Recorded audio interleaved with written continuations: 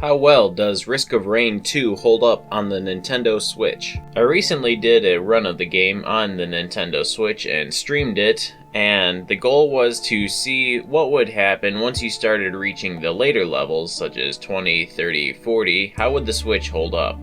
Here is what I found. One of the first things you'll notice when you first load into the game is how smooth it looks. Granted, it's not what a high-dollar PC can do, but it is actually rather good for the Switch, considering it's pulling 60 FPS, and the Switch is essentially a glorified tablet. Though once you activate the teleporter, the game shows the first signs of struggling. Once a ton of enemies begin to spawn, the game starts to lag a little bit. You'll notice that it no longer does 60 FPS during the teleporter event, and that the game starts to feel a little more stuttery.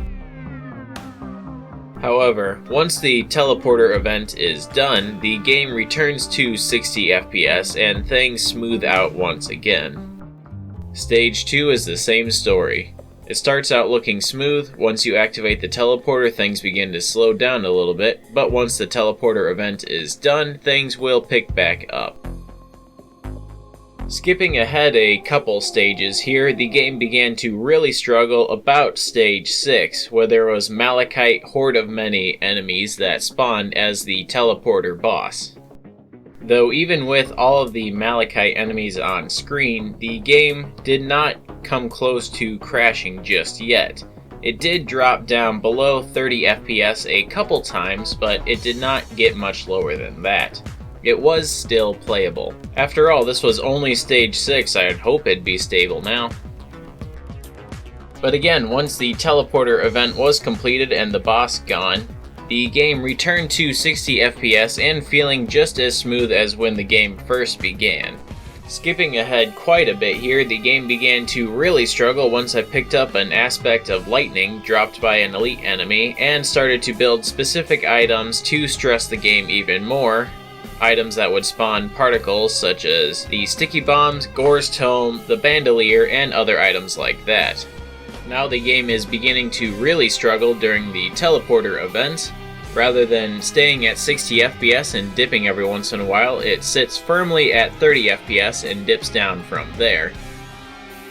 Even still though, after the teleporter event, the game would come back to 60 FPS. It did not stay broken down at 30 FPS or lower, it did rebound. About stage 14, the game started to become difficult to play.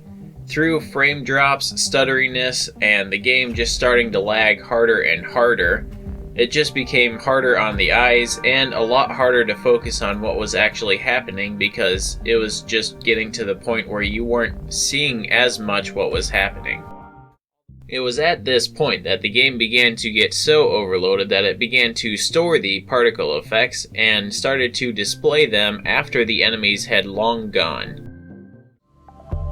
I finally decided to call it quits on stage 28 because now the game had become so jittery and so laggy whenever there were any enemies on screen that it was essentially becoming almost impossible to play. Though the game had not actually crashed yet, it sat down at 3 FPS or even lower at times whenever there was any enemies on screen. Though the game was still going, it was limping along hard. Since the final boss isn't on console yet, I decided to end it off by destroying the Twisted Scavenger. Yes, WM1 to victory, fire off my missiles, he's dead! Well, that was easy. So yeah, that was Risk of Rain on the Switch, trying to overload it and succeeding, but not succeeding to crash it.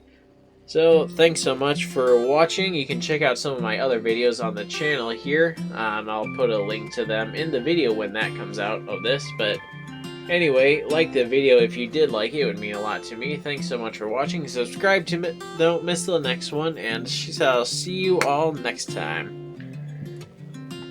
Bye.